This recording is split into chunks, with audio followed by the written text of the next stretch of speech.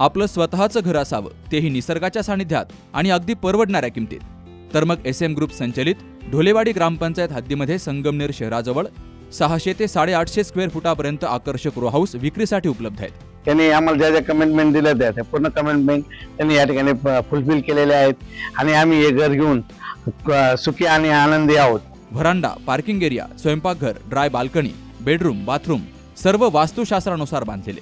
समोर प्रशस्त रस्ता, शुद्ध हवा आणि पाणी, वीज, स्ट्रीट लाईट यांसह सर्व मूलभूत सुविधा उपलब्ध. खूप छान रो हाऊस आहे, लो बजेट मध्ये, शिवाय आपल्याला परवडेल असे आहे. त्याच्यामुळे तुम्ही बिनधास्त घेऊ शकता. सगळ्या सुखसोयी आहेत इथे. तेव्हा आपल्या स्वप्नातील घरासाठी आजच संपर्क करा. SM group 97501 93901. संगमनेर तालुक्याच्या पठार भागात एका अल्पवयीन शाळकरी मुलीनं राहत्या घरामध्ये गळफास घेऊन आत्महत्या केल्याची घटना 24 जानेवारीला घडली. या प्रकरणात करण कानडे नावाच्या युवकानं मयत मुलीला खोटं आश्वासन देत तिचं भावनिक आणि शारीरिक शोषण करून तिला आत्महत्येस प्रवृत्त केल्याचा गंभीर आरोप मयत मुलीच्या आईनं घारगाव पोलीस ठाण्यामध्ये दाखल केलेल्या फिर्यादीतून केलाय. मात्र गुन्हा दाखल होऊनही संबंधित युवकाला अटक करण्यात आली नसल्यामुळे नातेवाईकांमध्ये पोलिसांविषयी तीव्र संताप व्यक्त होतोय. मयत मुलीचे आईवडील हे कामधंद्यानिमित्तानं बाहेरगावी राहतात आणि मुलं शिक्षणासाठी आजीकडे पठार भागात आपल्या मूळ गावी राहत आहेत. 24 जानेवारीच्या रात्रीच्या सुमारास या मुलीनं राहत्या घरामध्ये साडीच्या साह्यानं गळफास घेतला. त्यानंतर उत्तरीय तपासणीनंतर घारगाव पोलीस ठाण्यामध्ये अकस्मात मृत्यूची नोंद केली गेली. अंत्यसंस्कारानंतर कुटुंबियांनी मुलीचा मोबाईल तपासला असता तिच्या व्हॉट्सअप चॅटिंगमधून काही संशयास्पद संवाद आणि फोटो आढळून आलेत. त्याचे स्क्रीनशॉट काढून ते पोलिसांकडे सादरही केले गेलेत. तर सर्वाधिक कॉल हे करण कानडे वापरत असलेल्या नंबरवरून आले असल्याचं मयत मुलीच्या आईनं दिलेल्या फिर्यादीत म्हटलंय. तर करण कानडे यानं खोटं बोलून भावनिक आणि शारीरिक शोषण करून आपल्या अल्पवयीन मुलीला आत्महत्या करण्यास प्रवृत्त केलाय, असा ठपका त्याच्यावर ठेवला गेलाय. या प्रकरणी विविध कलमान्वये गुन्हा दाखल झाला असला तरी आरोपीला अद्यापर्यंत अटक न झाल्यामुळं पोलीस तपासावर नातेवाईकांनी प्रश्नचिन्ह उपस्थित केलंय. या करण कानडे नावाच्या युवकाला तात्काळ अटक करून त्याच्यावर कठोर कारवाई करावी आणि माझ्या नातीला न्याय द्यावा, अन्यथा आम्हालाही घारगाव पोलीस ठाण्यासमोर आत्महत्या करावी लागेल, असा इशारा मयत मुलीच्या आजीनं दिलाय. मी मुलीची आजी आहे साहेब. माझा लेक आणसून सारखेच या पोलीस स्टेशनला येतात. हे पोलीस लोक आहे ना, माझ्या लेकाला ना धमकी देतात. जा आम्ही 10 दिवसांनी लावितो, 20 दिवस आम्ही घेतले, आज 24वा का 25वा दिवस चालू आहे. ते म्हणतात आमचा साहेब तुमच्याकडे जी केस होती ना तो साहेब ट्रेनिंगला गेलाय. मग तुमच्याच्यानी होत नसेल तर तुम्ही आम्हाला द्या ना, सांगा ना स्पष्ट. आम्ही देवाच्या पायरी चढत नाही पण पोलिसाचे पायरी, आम्हाला न्याय मिळेल गरीबाला. आमच्या मागं कोणी नाही तर मग आमचं काहीच दखल घ्यायची नाही का. माझी एवढीच विनंती आहे, माझ्या नातीला मी न्याय दिला पाहिजे. माझी नात गेली पण त्या गुन्हेगाराला कठोरात कठोर शिक्षा झाली पाहिजे. आमची एवढीच विनंती आहे. आमच्या मागं कोणी नाही. माझा लोक आता एवढ्या दुःखातून गेलाय. आमच्यासाठी 3-4 पोरं आहे, बायको आहे, आई आहे. आम्ही नाही कमावलं तर खाणार काय. हीच आमची विनंती आहे. आमच्या नातीला माझा न्याय मिळाला पाहिजे. त्यावर ती फार नाजूक होती, नाजूक कळी आमची तोडून नेली साहेब. आम्हाला झोप येत नाही. काय सांगायचं, ज्याचं जातं त्यालाच कळतं. तेव्हा माझ्या नातीला ना या पोलीस स्टेशननी नाही न्याय जर दिला ना, आम्ही ना इथं येऊन आत्महत्या करायला सुद्धा मी मागं पुढं बघणार नाही. एवढी मी माझ्या नातीला फुलासारखी जपत होते. आणि हे ना प्रकरण आहे ना त्यांनी घेतलं पाहिजे, नाही तर मी एकदम आहे ना आत्महत्या करील. इथं नाही तर लिहून ठेवील मांडीवर मला आणि आत्महत्या करील, नदी जीव देईल. तुम्ही म्हणता उलटा म्हणता का पुढं जा पुढं जा. हा, आम्ही कुणाला घाबरत नाही. मीडियावाले आणा नाही तर आमदार आणा. मीच आत्महत्या करते ना, लिहून ठेवते मांडीवर. काय झालं आमच्या पोरीला किती दिवस झालं साहेब तुम्ही सारखे जिट करून झालं. काय झालं सांगता तर काय झालं तुम्हाला नाही माहित का, या पोरीने आत्महत्या केली. किती दिवस झालं हे तुमचं का? हा, 4-5 दिवस झाले. 4-5 गुन्हा दाखल होऊन 4-5 दिवस झाले ना. असं तुम्हाला फोन केला तर म्हणतात पोरगा पळून गेलेला आहे. कोणता पोरगा? तो जो आरोपी तो पळून गेला असं आम्हाला कळलं आणि आम्हाला उलट्या धमक्या देतात. कोण धमकी दिली? माझ्या लेकाला धमकी दिली. कोणी? कोणत्या साहेबांनी दिली ग? कवठे साहेब म्हणून. अरे ती कोर्सला गेलेली आहेत ना ग याला पण पुण्याला. मग त्यांनी पण कोणाकडे तुमचं दिलं काम आहे तपासाचं ना. कोणाकडे दिलं आम्हाला रिपोर्ट चला ना मग तुम्ही आज काय सर ऐका ना सर ऐका ना एक मिनिट. आता यांचं म्हणणं आहे का बुवा त्यांच्या मुलीने आत्महत्या केली. मुलीने मोबाईलमध्ये काहीतरी टाईप करून ठेवलंय. तो मोबाईल बी आपण जप्त केलाय. मग तो तपास व्हावा यांची माफक एवढीच अपेक्षा आहे. मग त्यांना तपास होत नाही किंवा दम दिला जातोय काय प्रकार? नाही दम वगैरे काही त्यांना दिला जात नाही. बर सदर गुन्ह्याचा तपास गुन्हा दाखल झालेला आहे. गुन्ह्याचा तपास पोलीस उपनिरीक्षक श्री कवठे साहेब यांच्याकडे आहे. ते गुन्ह्याचा तपास करत आहेत. सध्या ते कोर्सला पुण्याला गेलेले आहे. मग आम्हाला 2 मिनिटं तरी त्या गुन्ह्यात ज्या आरोपी जो आहे यांनी सांगितल्याप्रमाणे त्या आरोपीच्या ते घरी गेले होते. पण आरोपी आधीच तो काहीतरी त्याला कुणकुण लागल्यामुळे तो आरोपी पळून गेलेला होता ते घरून. तरी आरोपीला पकडण्याचा पोलीस 100% प्रयत्न करतील आणि 2-4 दिवसात तुम्हाला आरोपी तुमच्या समक्ष हजर राहील. आमची एवढीच अपेक्षा आहे. आणि गुन्ह्याचा तपास तुमच्या म्हणण्याप्रमाणे गुन्ह्याची फिर्याद दाखल झालेली आहे. गुन्ह्याचा तपास सुरू आहे. जे टेक्निकल पुरावे आपण जो मोबाईल जप्त केला तो मोबाईल फॉरेन्सिकला पाठवलेला आहे. त्याच्यामधून जे टेक्निकल एव्हिडन्स मिळतील ते तुम्ही जे दिलेले ते घेतलेलेच आहेत. त्याच्यातले टेक्निकल एव्हिडन्स आपण त्याच्यामध्ये जे तज्ज्ञ आहेत तज्ज्ञांकडून घेतलेल्या एव्हिडन्सला कायद्याने पूर्ण किंमत आहे. आणि ते गोळा केल्यानंतर आरोपी विरुद्ध जो तपास पूर्ण करून दोषारोपत्र दाखल केलं जाईल. मग आता अजून काही शंका आहे का आपल्याला?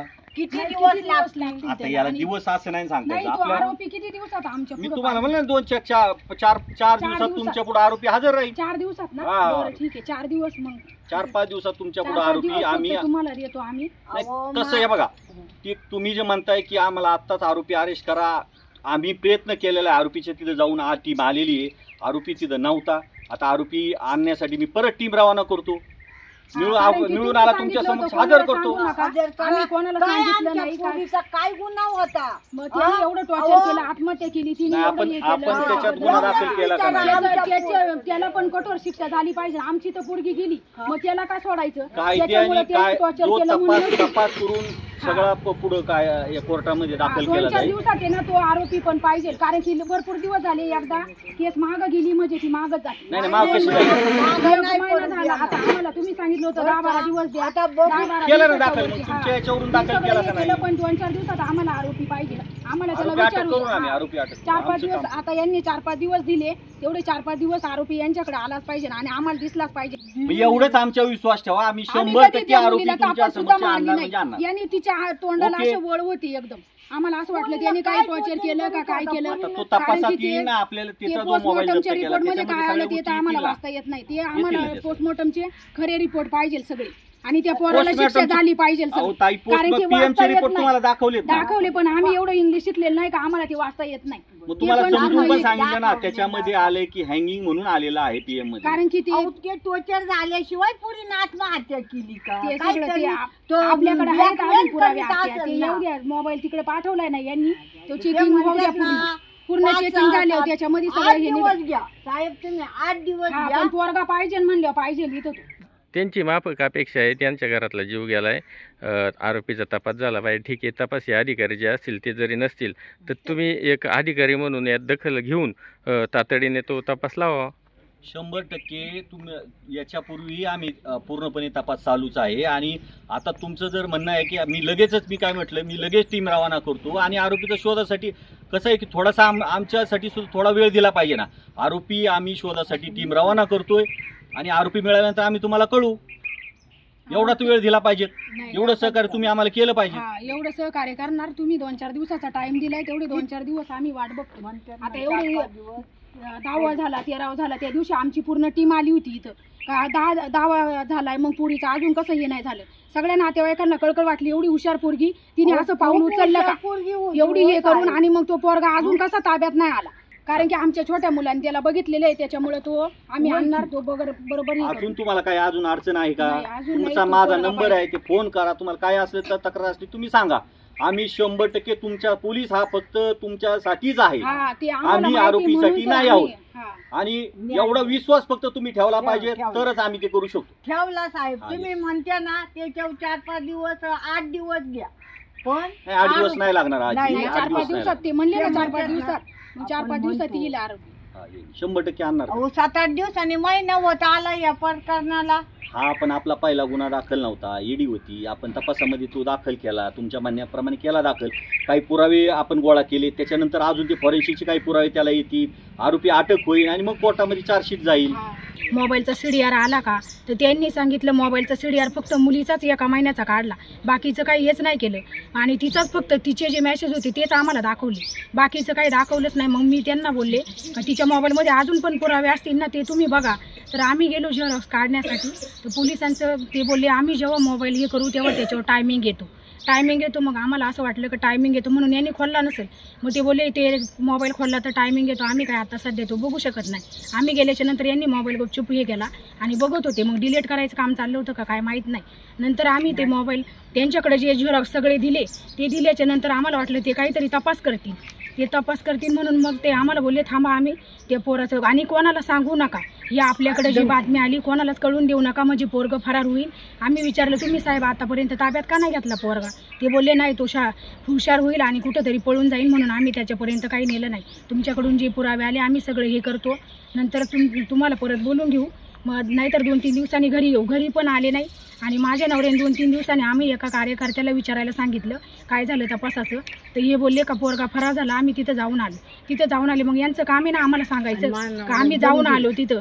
माझ्या नवऱ्याने फोन केला, बोलला माझा नवरा बोलला त्यांना काय झालं तपासाचं, तर बोलले काय नाही आम्ही जाऊन आलो, पोरगा फरार आहे. आणि मग ते बोलले पोरगा फरार कसं काय, आम्हाला तर ते बोलले होते, हे बोलले आम्हाला दोघा नवरा बायकोला का आम्ही तपास करतोय तुम्ही. आणि जो मेन ज्याच्याकडे आम्ही केस दिली तो बोलतो मला 20 दिवसासाठी ट्रेनिंगसाठी जायचे. मग त्यांनी कोणाकडे तपासाचं द्यायचं ना. आता 20 दिवस झाले एवढं म्हणजे हे घडून. आमचा असा संशय पोलिसांनी थोडं प्रकरण दाबण्याचा प्रयत्न केलाय. त्याच्यामुळे आम्हाला न्याय तर भेटला पाहिजे आमच्या पुरीला. रोज आमची पोरगी आम्हाला त्या घरात राहू वाटत नाही. आतल्या घरात तिने एवढ्या तुळईला फाशी घेतली म्हटल्यावर आम्ही काहीतरी हे पाहिजे ना. रोज स्वप्नात येऊन सांगते मला न्याय द्या. आता हे करायला पाहिजे, थोडं पोलिसांचं काम आहे ना ते. आता आम्ही धरलं म्हणजे जेव्हा पोलिसांकडे आपण काही देतो कायद्याने होऊ द्या म्हणून वाटतं. आणि काही आईबाप असे आहेत तर ते स्वतः हे करतात, त्यांना पकडतात, मग जे गुन्हेगार आहे त्यांना सोडून देतात नाही. मग यांचं काम आहे ना त्यांनी पटकन जाऊन. बरं आम्हाला सांगितलं नाही त्याला का तो फरार होण्याचं जबाबदार फक्त यांनाच माहीत होतं पोलिसांना सगळं, कारण की पुरावे आम्ही कोणत्या नातेवाईकांकडे नाही हे केले. यांना सगळं हे बोलले कोणाला सांगू नका. वरून माझ्या नवऱ्याला धमकी द्या तुम्ही मीडियावाले बोलवा नाही तर कुणी बोलवा, आम्ही घाबरती नाही. मग आता काय मागणी आहे तुमची एकंदरीत? आमची मागणी आहे पोराला किती दिवसात ताब्यात घेणार आहे ती आमची मागणी. आम्हाला एवढंच न्याय पाहिजे आणि त्याच्याकडून आम्हाला त्याची पूर्ण चौकशी झाली पाहिजे ना असं आम्हाला वाटतं. आमच्या पोरीला त्यांनी एवढं काय टॉर्चर केलं होतं का तिने डायरेक्ट एवढं गळफास कोणाचा जीव एवढा वर आलाय का. 16 वर्ष 9 महिन्याचं फक्त तिचं वय होतं. एवढं कमी वयात तिने असा निर्णय घेतला ते चुकीचं आहे. पण तिला कोणीतरी टॉर्चर करते म्हणूनच तिने असं केलं ना. कारण की एवढी समजदार, तिच्यावर आमचं सगळं घर डिपेंड होतं. ती पूर्ण एकटी जायची यायची कॉलेजला, कधी वाटलं बसनी येणं जाणं होतं तिचं. माझ्याकडे सुद्धा पुण्याला हे लहान पोरं घेऊन यायची. आम्हाला कधी वाटलं नाही, पण तिने त्याला घाबरून का काय तिने कधी काही सांगितलंच नाही.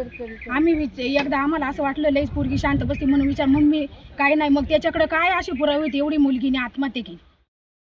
दरम्यान घारगाव पोलीस ठाण्याच्या हद्दीमध्ये वारंवार विविध प्रकारचे गुन्हे घडत असूनही चोरट्यांनी तर सर्वसामान्यांच्या नाकी नऊ आणलेत. सर्व प्रकारचे अवैध व्यवसाय राजरोसपणे सुरू असून पठार भागात फक्त गुन्हेगारांचंच राज्य आलं असल्याची भावना सर्वसामान्यांची झाली आहे. या पोलीस ठाण्याचं पोलीस निरीक्षक पद गेली 7 ते 8 महिन्यांपासून रिक्त असून प्रभारी अधिकारी म्हणून सहाय्यक पोलीस निरीक्षक काम पाहतायत आणि या सर्व गोष्टींना लगाम घालण्यात ते सपशेल अपयशी ठरतायत. त्यामुळं पोलीस अधीक्षक सोमनाथ घारगे यांनी स्वतःहून या प्रकरणी लक्ष घालून खमक्या पोलीस निरीक्षकाची तातडीनं नियुक्ती करावी आणि गुन्हेगारांसह अवैध व्यवसाय पठार भागातून कायमचे हद्दपार करावेत. अन्यथा पोलीस प्रशासनावरचा विश्वास उडण्यास वेळ लागणार नाही, अशी चर्चा दबक्या आवाजात सर्वसामान्य नागरिकांमधून होतीये. नवनाथ गाडेकर, सी न्यूज मराठी, घारगाव. SK tyres CEAT shoppe. CEAT टायर्सची अद्ययावत अधिकृत भव्य शॉपी आता संगमनेरमध्ये. सर्व कंपन्यांच्या दुचाकी, 4 चाकी, ट्रॅक्टर, ट्रक आणि इतर वाहनांसाठी सीएट कंपनीचे टायर आणि ट्यूब होलसेल दरात. दुचाकी आणि चारचाकींचे कम्प्युटरद्वारे डिजिटल पद्धतीनं अचूक 5D व्हील अलाइनमेंट आणि बॅलन्सिंग, ॲडव्हान्स आणि स्क्रॅच फ्री टायर फिटिंग यंत्रणा, tyre replacement, TPMS support, run flat आणि ट्यूबलेस टायर्स उपलब्ध, योग्य टायर सिलेक्शन आणि इन्स्टॉलेशनची खात्री, नायट्रोजन फिलिंग आणि POC. तेव्हा आजच भेट द्या SK tyres C8 shoppe, Pravara service station समोर, संगमनेर खुर्द, तालुका संगमनेर. प्रोप्रायटर सूरज चंद्रभान गुंजाळ. संपर्क 8657 12 11 12.